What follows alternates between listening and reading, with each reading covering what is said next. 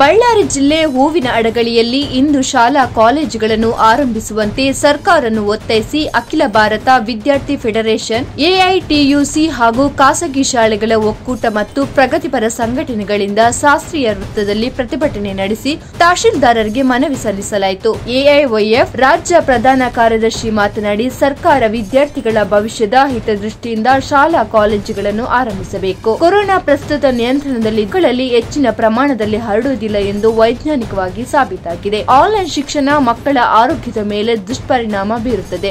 ಬಡ ವಿದ್ಯಾರ್ಥಿಗಳ ಭವಿಷ್ಯ ಸರ್ಕಾರದ ಶಾಲಾ ಕಾಲೇಜುಗಳ ಮುಚ್ಚುವ ನಿರ್ಧಾರದಿಂದ ಸಂಪೂರ್ಣವಾಗಿ ಹಾಳಾಗಿದೆ. ಡಿಸೆಂಬರ್ 15ರ ಒಳಗೆ ಶಾಲಾ ಕಾಲೇಜುಗಳನ್ನು ಆರಂಭಿಸದಿದ್ದರೆ ಉಗ್ರ ಹೋರಾಟವನ್ನು ಕೈಗೆತ್ತಿಕೊಳ್ಳುವುದಾಗಿ ಸರ್ಕಾರವನ್ನು ಎಚ್ಚರಿಸಿದರು. ಆನ್ಲೈನ್ ಶಿಕ್ಷಣಗಳಿಗೆ ಏನಾದರೂ ಮಹತ್ವವನ್ನು ಕೊಟ್ಟಿದ್ದೇ ಆದರೆ ಇಡೀ ಶಿಕ್ಷಣ ವ್ಯವಸ್ಥೆ ಸಂಪೂರ್ಣವಾಗಿ ನಾಶವಾಗುತ್ತದೆ, ಮಕ್ಕಳ ಬದುಕು ನಾಶವಾಗುತ್ತದೆ ಅಂತಕ್ಕಂಥ ಅರಿವನ್ನ ಆ ಸಂದರ್ಭದಲ್ಲಿ ನಾವು ಮನಗಂಡಿದ್ವಿ.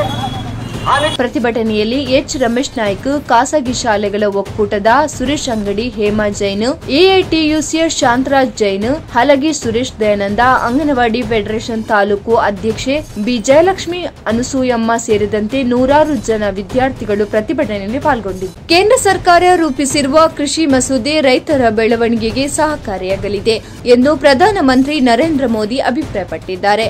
ಎಫ್ಐಸಿಸಿಐ ವಾರ್ಷಿಕ ಸಭೆಯಲ್ಲಿ ಪಾಲ್ಗೊಂಡು ಮಾತನಾಡಿದ ಹೊಸ ಕೃಷಿ ನೀತಿಯಿಂದ ಕೃಷಿಕರಿಗೆ ಹೊಸ ಮಾರುಕಟ್ಟೆ ಲಭ್ಯವಾಗುವುದರ ಜೊತೆಗೆ ತಂತ್ರಜ್ಞಾನ ಬಳಕೆ ಮತ್ತು ಕೃಷಿ ಕ್ಷೇತ್ರದಲ್ಲಿ ಬಂಡವಾಳ ಹೂಡಿಕೆಗೆ ಸಹಕಾರಿಯಾಗಲಿದೆ ಎಂದು ಅಭಿಪ್ರಾಯಪಟ್ಟಿದ್ದಾರೆ. ಪ್ರಸ್ತುತ ವರ್ಷದಲ್ಲಿ ದೇಶ ಹಲವಾರು ಏರಿಳಿತಗಳನ್ನು ಕಂಡಿದೆ. ಹೀಗಾಗಿ ಆರ್ಥಿಕ ಅಭಿವೃದ್ಧಿ ಮತ್ತಷ್ಟು ಆಗಲು ಅಗತ್ಯ ಕ್ರಮ ಕೈಗೊಳ್ಳುವ ಅವಶ್ಯಕತೆ ಇದೆ ಎಂದರು. ಕೊರೋನಾ ಸೋಂಕು ಇಡೀ ದೇಶದ ಆರ್ಥಿಕತೆಗೆ ಕೊಡಲಿಪೆಟ್ಟು ನೀಡಿದ್ದು, ಈ ಅಸಮಾನತೆ ಹೋಗಲಾಡಿಸಲು ವಿದೇಶಿ ನೇರ ಬಂಡವಾಳ ಹೂಡಿಕೆಯನ್ನು ಪ್ರೋತ್ಸಾಹಿಸುವ ಮೂಲಕ ದೇಶಕ್ಕೆ ಬಂಡವಾಳ ಹರಿದು ಬರುವಂತೆ ನೋಡಿಕೊಳ್ಳಬೇಕಾಗಿದೆ ಎಂದು ಹೇಳಿದರು. ಕಸ್ತೂರಿ ರಂಗನ್ ವರದಿ ವಿರೋಧಿಸಿ ಜಿಲ್ಲೆಯ 10 ಗ್ರಾಮ ಪಂಚಾಯಿತಿಗಳಲ್ಲಿ 1 ನಾಮಪತ್ರ ಸಲ್ಲಿಕೆಯಾಗಲಿಲ್ಲ. ತಾಲೂಕಿನ ದೇವದಾನ, ಬಿದರೆ, ಗಡುವಂದಿ, ಸಿರವಾಸೆ, ಮೇಲಿನ ಹುಲವತ್ತಿ, ಉಯಿಕೆರೆ, ಮೂಡಿಗೆರೆ ತಾಲೂಕು, ಎನ್ಆರ್ಪುರ ತಾಲೂಕಿನ ಆಡುವಲ್ಲಿ, ಬನ್ನೂರು, ಮಾಗುಂಡಿ ಪಂಚಾಯಿತಿಗಳಿಗೆ ನಾಮಪತ್ರ ಸಲ್ಲಿಕೆ ಆಗಿಲ್ಲ ಎಂದು ಹೆಚ್ಚುವರಿ ಜಿಲ್ಲಾಧಿಕಾರಿ ಡಾ ಕುಮಾರ್ ತಿಳಿಸಿದ್ದಾರೆ. ಒಟ್ಟು 209 ಪಂಚಾಯಿತಿಗಳಿಗೆ ಇದೇ ತಿಂಗಳ 22ರಂದು ಚುನಾವಣೆ ನಡೆಯಲಿದೆ.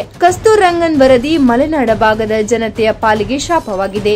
ಈ ವರದಿಯನ್ನು ಕೈಬಿಡಬೇಕೆಂದು ಒತ್ತಾಯ ತೀವ್ರವಾಗಿದೆ. ಗ್ರಾಮ ಪಂಚಾಯಿತಿ ಚುನಾವಣೆಗಳನ್ನು ಬಹಿಷ್ಕರಿಸುವ ಮೂಲಕ ರಾಜ್ಯ ಹಾಗೂ ಕೇಂದ್ರ ಸರ್ಕಾರಕ್ಕೆ ಬಿಸಿ ಮುಟ್ಟಿಸಬೇಕು ಎಂಬ ಕರೆಗೆ ಜಿಲ್ಲೆಯಲ್ಲಿ ಉತ್ತಮ ಪ್ರತಿಕ್ರಿಯೆ ಲಭ್ಯ. ಬಳ್ಳಾರಿ ಜಿಲ್ಲೆ ಹೂವಿನ ಹಡಗಲಿ ರಸ್ತೆ ಸಾರಿಗೆ ಘಟಕದ ನೌಕರರು ಇಂದು ಪಟ್ಟಣದ ಹೊರವಲಯದಲ್ಲಿ ಸಭೆ ಸೇರಿ ನೌಕರಿಯನ್ನು ಕಾಯಂಗೊಳಿಸುವುದು ಸೇರಿದಂತೆ ಹಲವು ಬೇಡಿಕೆಗಳ ಈಡೇರಿಕೆಗೆ ಒತ್ತಾಯಿಸಿ ಪ್ರತಿಭಟನೆ ನಡೆಸಿದರು. ರೈತ ಸಂಘದ ಅಮ್ಮಣ್ಣ ಜ್ಯೋತಿ ಕಣಕಮ್ಮನವರು, ಕರ್ನಾಟಕ ಸಮರ ಸೇನೆ ಪರಶುರಾಮ್ ಪ್ರತಿಭಟನೆಯನ್ನು ಬೆಂಬಲಿಸಿ ಮಾತನಾಡಿದರು.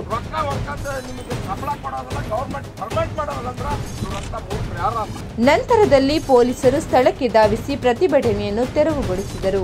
ಸಾರಿಗೆ ನೌಕರರು ಮುಷ್ಕರ ನಡೆಸುತ್ತಿರುವ ಹಿನ್ನೆಲೆಯಲ್ಲಿ ಉಂಟಾಗಿರುವ ಕಾನೂನು ಸುವ್ಯವಸ್ಥೆ ಕುರಿತಂತೆ ಗೃಹ ಸಚಿವ ಬಸವರಾಜ ಬೊಮ್ಮಾಯಿ ಅವರು ಮುಖ್ಯಮಂತ್ರಿ ಯಡಿಯೂರಪ್ಪರೊಂದಿಗೆ ಇಂದು ಮಾತುಕತೆ ನಡೆಸಿದರು. ಮುಖ್ಯಮಂತ್ರಿಗಳ ಅಧಿಕೃತ ನಿವಾಸ ಕಾವೇರಿಗೆ ಆಗಮಿಸಿದ ಬೊಮ್ಮಾಯಿ ಅವರು ಸುಮಾರು 30ಕ್ಕೂ ಹೆಚ್ಚು ನಿಮಿಷಗಳ ಕಾಲ ಮಾತುಕತೆ ನಡೆಸಿ ಪರಿಸ್ಥಿತಿಯ ಬಗ್ಗೆ ವಿವರಣೆ ನೀಡಿದರು. ಪ್ರತಿಭಟನೆ ನೆಪದಲ್ಲಿ ಕೆಲವು ಸಮಾಜಘಾತುಕ ಶಕ್ತಿಗಳು ಅಹಿತಕರ ಘಟನೆ ನಡೆಸುವ ಸಾಧ್ಯತೆ ಇದೆ ಎಂದು ಗುಪ್ತಚರ ಇಲಾಖೆ ಅಧಿಕಾರಿಗಳು ಮಾಹಿತಿ ನೀಡಿದ ಹಿನ್ನೆಲೆಯಲ್ಲಿ ತಕ್ಷಣವೇ ಸಿಎಂ ನಿವಾಸಕ್ಕೆ ಆಗಮಿಸಿ ಕೈಗೊಂಡಿರುವ ಕ್ರಮಗಳ ಕುರಿತಂತೆ ಮಾಹಿತಿ ನೀಡಿದರು. ಮುಷ್ಕರದ ನೆಪದಲ್ಲಿ ಕೆಲವು ಸಮಾಜಘಾತುಕ ಶಕ್ತಿಗಳು ಸರ್ಕಾರಕ್ಕೆ ಕೆಟ್ಟ ಹೆಸರು ತರಲು ಹೊಂಚು ಹಾಕುತ್ತಿದೆ. ಇಂಥವರ ಚಲನವಲನಗಳ ಬಗ್ಗೆ ಹದ್ದಿನ ಕಣ್ಣಿಡಲು ಪೊಲೀಸರಿಗೆ ಸೂಚನೆ ಕೊಟ್ಟಿರುವುದಾಗಿ ಬೊಮ್ಮಾಯಿ ಅವರು ತಿಳಿಸಿದ್ದಾರೆ.